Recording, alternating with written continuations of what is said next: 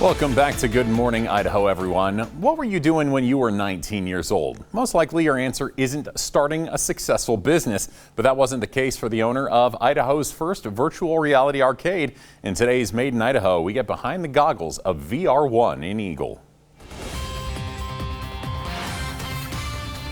What they say is that the VR arcades are going to bring back kind of the nostalgia of the old school arcades. And that's what Brendan Smythe was thinking when he opened up the doors to VR1 in February of 2017, Idaho's first virtual reality arcade. We do anything from entertainment to sports and fitness. We do a lot of educational things, and we work with architecture clients. VR1 sees customers of all ages, and I mean all ages. Smythe says he has clients in their 80s coming in to put on the goggles. So they don't have to move around a whole lot, and they could walk through Paris.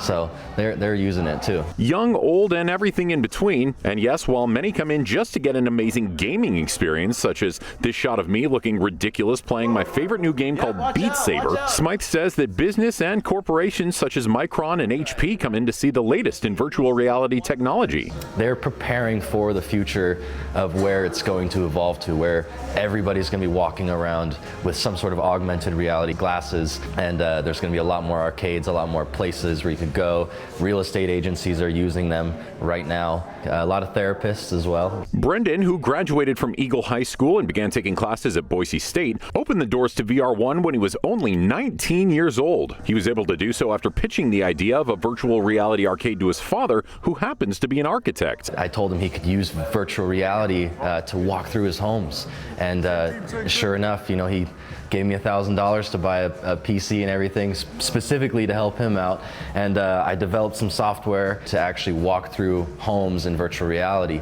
and so that was all done in my apartment. It was just me just trying to game develop and code some things. Brendan believes the Boise area could become the next Silicon Valley and is happy knowing his business could help his home in getting there. It's such a beautiful place to live, and we have kind of a responsibility to transform this into really a future city. We don't want Boise to turn out like the other big cities. We don't want that, and I believe the majority of Idaho believes in that and wants that, and I think Idaho has the potential to become really kind of a role model for other cities and a role model for how states should manage their resources and work together and grow technology. Right now there are only 3 virtual reality arcades in the entire country, so when you walk into VR1, just remember that this futuristic business wasn't imported from anywhere. It was made in Idaho. And a lot of them are like, did this come from California? Did it come from Florida? Did it come from New York?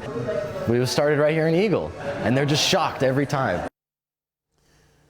I don't want to be a hater, but I just feel like, Matt, you're not very athletic. No, I He's like I didn't this. feel that way, especially standing in the boxing ring with You the are guy. no Muhammad Ali. No, I am not. It's amazing. You ever done virtual reality? No, I feel like I'd get a headache. No, you won't.